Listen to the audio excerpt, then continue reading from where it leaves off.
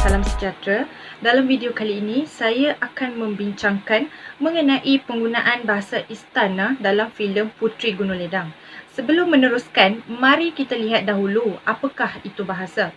Bahasa boleh didefinisikan dalam pelbagai cara mengikut sifat-sifat semula jadi bahasa, peranan dan fungsinya. Namun demikian, kebanyakan ahli bahasa dan ahli linguistik telah memberikan konsep dan takrif bahasa yang hampir sama.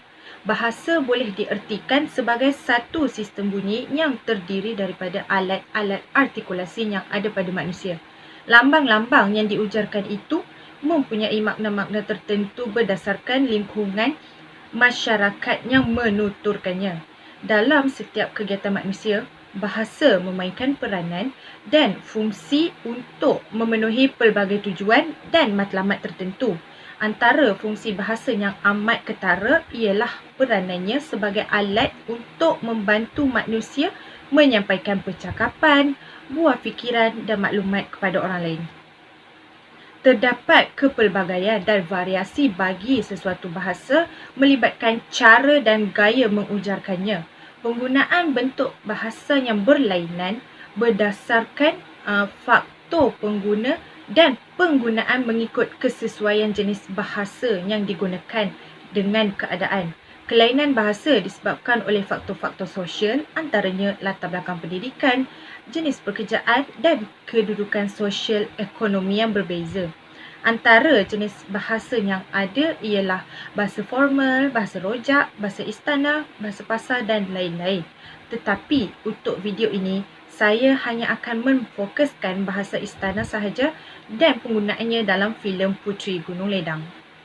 Bahasa istana ialah bentuk bahasa yang digunakan dalam kalangan kerabat diraja apabila berhubung atau berkomunikasi dengan kerabat diraja serta apabila menyebut hal ehwal berkenaan raja.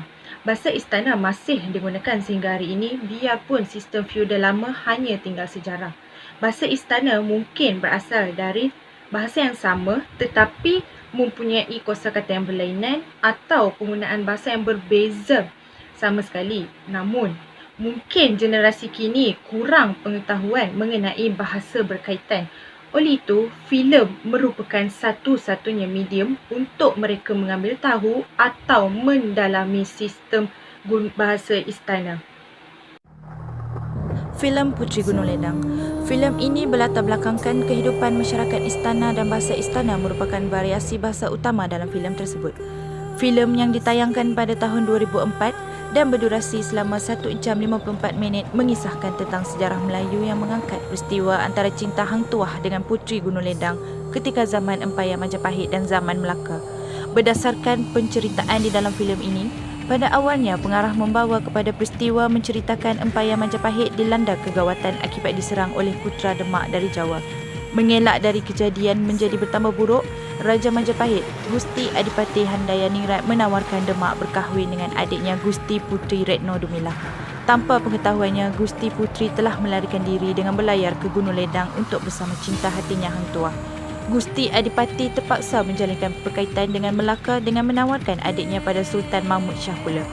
Gusti Puteri menentang perkahwinan tersebut kerana cintanya hanya pada Hang Tuah. Sultan Mahmud menghantar utusan yang diketuai oleh Hang Tuah ke Gunung Ledang, tetapi dihalang oleh kuasa ajaib Gusti Puteri.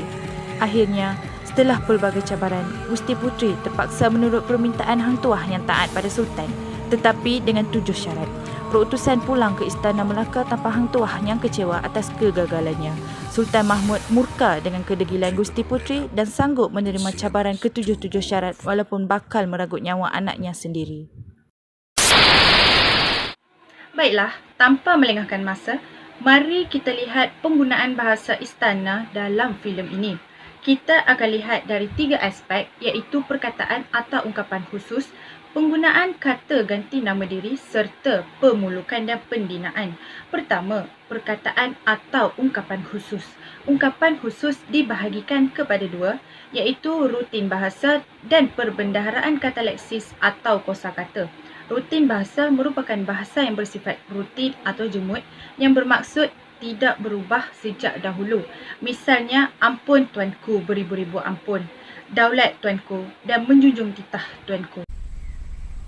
Apa tidak molekkah cadangan BT itu Datuk Laksmana? Ampun tuanku. Jika itu kehendak tuanku, patik junjung di atas batu Jemala Patik. Ampun tuanku. Seterusnya, penggunaan kata ganti nama diri, iaitu kata ganti nama diri pertama dan ketiga. Untuk pertama, penggunaan beta digunakan oleh raja, patik atau hamba digunakan oleh rakyat. Kedua-dua perkataan membawa maksud saya.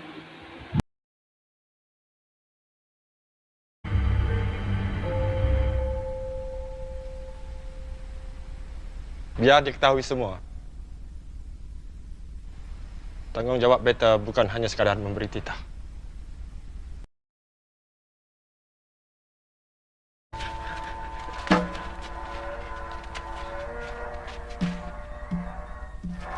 Tugas hamba bawa gadis ini kepada ketua hamba.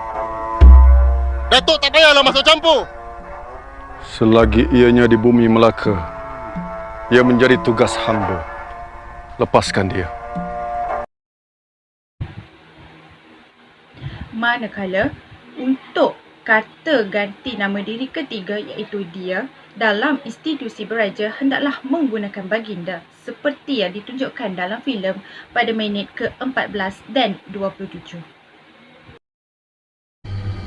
Kalau bukan karena baginda Sultan Malaka, sudah kutintang kau. Kalau bukan kerana baginda Sultan. Aspek terakhir ialah pemulukan dan pendinaan. Pemulukan bermaksud perbuatan menyanjung dan ditujukan kepada raja untuk meletakkan baginda pada satu taraf yang lebih tinggi. Kita lihat pada minit ke-32 ini. Duli tuanku mengisytiharkan bahawa ke bawah duli Sultan tuanku mengampuni, bersetuju untuk memperkenankan harapan hati dari rakyat Majapahit. Pendinaan pula bermaksud merendah-rendah diri apabila bertutur. Ayuh sama-sama kita lihat klip ini. Apa tidak molekkah cadangan BT itu Datuk Laksmana?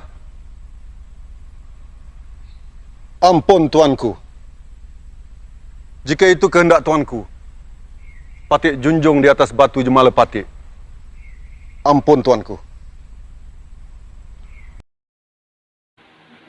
Potongan klip-klip tersebut jelas menunjukkan berlakunya pemulukan dan pendinaan kerana sebelum berbicara dengan raja, rakyat menggunakan perkataan duli untuk menggambarkan taraf raja yang tinggi dan menyebut ampun tuanku untuk menunjukkan betapa rakyat itu merendah-rendah dirinya.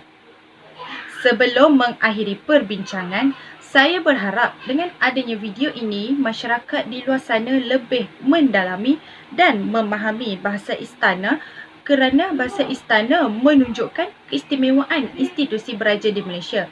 Itu sahaja daripada saya. Semoga kita berjumpa pada masa akan datang. Sekian, wabillahi taufiq wal hidayah. Wassalamualaikum warahmatullahi wabarakatuh.